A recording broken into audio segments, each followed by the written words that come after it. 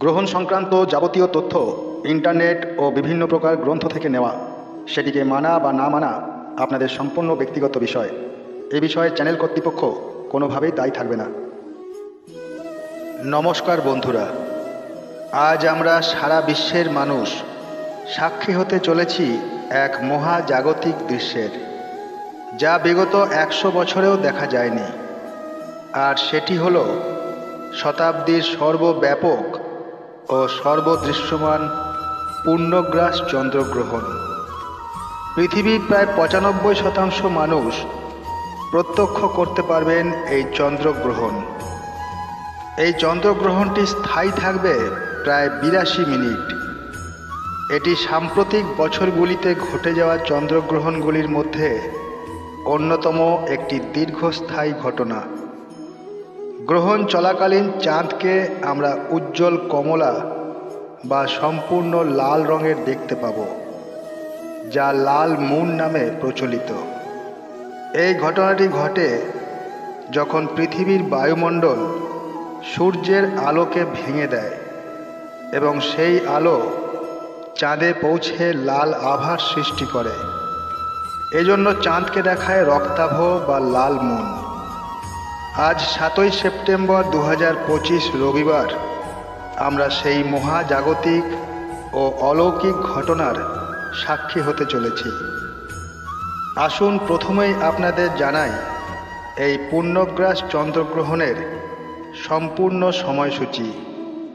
এই পূর্ণগ্রাস চন্দ্রগ্রহণ শুরু হবে 7ই সেপ্টেম্বর 2025 রবিবার রাতে এবং শেষ হবে 8ই সেপ্টেম্বর 2025 সোমবার ভোরে।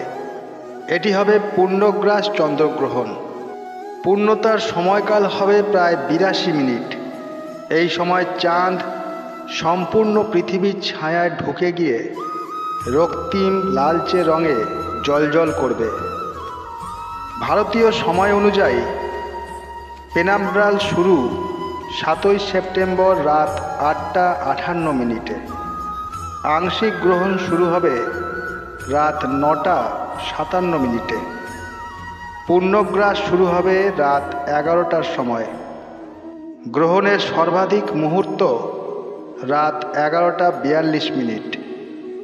পূর্ণগ্রাস শেষ হবে 8ই সেপ্টেম্বর রাত 12টা 22 মিনিটে। আংশিক গ্রহণ শেষ হবে রাত 1টা 26 মিনিটে। পেনাম্ব্রাল শেষ হবে রাত 2টো 25 মিনিটে। এই গ্রহণ স্পষ্টভাবে দৃশ্যমান হবে ভারত, বাংলাদেশ সহ এশিয়া, আফ্রিকা, ইউরোপ ও অস্ট্রেলিয়ার অনেক জায়গায়। আমেরিকার বেশিরভাগ স্থানে দৃশ্যমান হবে না। চন্দ্রগ্রহণ দেখতে চোখের কোনো ক্ষতি হয় না, তাই খালি চোখেও দেখা যাবে। খোলা আকাশ বা ছাদে দেখা সবথেকে ভালো। দূরবীন বা ক্যামেরা ব্যবহার করলে চাঁদের লালচে রং আরও পরিষ্কার ধরা পড়বে। রাতের মাঝামাঝি হওয়ায় আবহাওয়া অনুকূল থাকলে চমৎকার দৃশ্য উপভোগ করা যাবে। গ্রহণ চলাকালীন করণীয়: উপবাস পালন। গ্রহণকালে উপবাস রাখলে মানসিক ও আধ্যাত্মিক শক্তি বৃদ্ধি পায়। মন্ত্র জপ: গায়ত্রী মন্ত্র, মহামৃত্যুঞ্জয় মন্ত্র, বিষ্ণু সহস্র নাম জপ করা অত্যন্ত শুভ। তুলসী পাতা: খাবার ও পানীয়তে তুলসী পাতা রেখে অশুভ প্রভাব নষ্ট করা হয়। স্নান ও দান: গ্রহণ শেষে গঙ্গাজল বা পবিত্র জলে স্নান করে তারপর দান করলে তার ফল 1000 গুণ বেশি হয়। এটি গরুড় পুরাণে উল্লেখ আছে। ধ্যান ও প্রার্থনা: ভগবান বিষ্ণু বা শিবের নাম স্মরণ করা খুবই ফলদায়ক। গ্রহণ চলাকালীন নিষিদ্ধ কাজ: গ্রহণ চলাকালীন খাওয়া দাওয়া একেবারেই বারণ। ঘুমানো নিষিদ্ধ। শাস্ত্রমতে গ্রহণ চলাকালীন ঘুমালে আলস্য ও পাপ বৃদ্ধি পায়। শুভ কাজ: বিয়ে, গৃহপ্রবেশ, নতুন কোনো উদ্যোগ প্রভৃতি এই সময় একেবারেই করা যাবে না। গর্ভবতী নারীদের জন্য করণীয় ও নিষেধাজ্ঞা। গরুড় পুরাণে বলা আছে, গর্ভবতী নারী যদি গ্রহণকালে শাস্ত্রীয় বিধান না মেনে চলে তবে তার গর্ভস্থ সন্তানের দোষ জন্মাতে পারে। ধর্মসিন্ধু ও নীতিসার গ্রন্থে উল্লেখ আছে, গ্রহণের সময় গর্ভবতী মহিলাদের বিশেষ সাবধানতা অবলম্বন করা প্রয়োজন। শান্তভাবে ঈশ্বরের নাম স্মরণ, ভগবান বিষ্ণু, শ্রীকৃষ্ণ ও মহাদেবের নাম জপ করা, পেট ঢেকে রাখা, কাপড় বা ওড়না দিয়ে পেট ঢেকে রাখা যাতে শিশুর উপর কোনো অশুভ প্রভাব না পড়ে, মন্ত্রপাঠ বা স্তোত্রপাঠ, বিশেষত মন্ত্রপাঠ করলে শিশুর মঙ্গল হয়।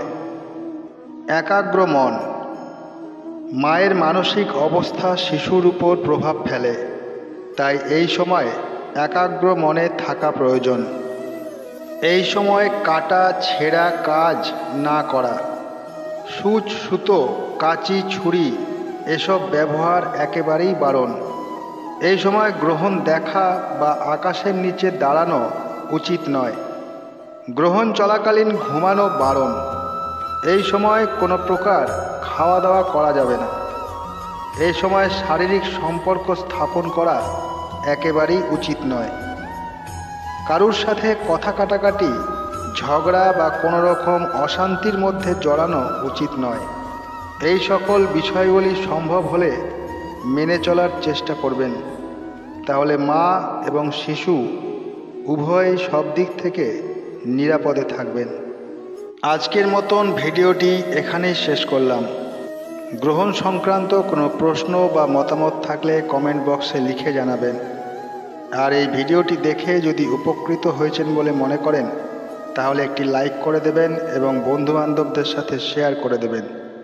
আর এই ধরনের ভিডিও আগামী দিনেও পাওয়ার জন্য চ্যানেলটিকে সাবস্ক্রাইব করে পাশে থাকা বেল আইকনটিকে প্রেস করে দেবেন। সবাই সুস্থ থাকবেন, ভালো থাকবেন। ধন্যবাদ।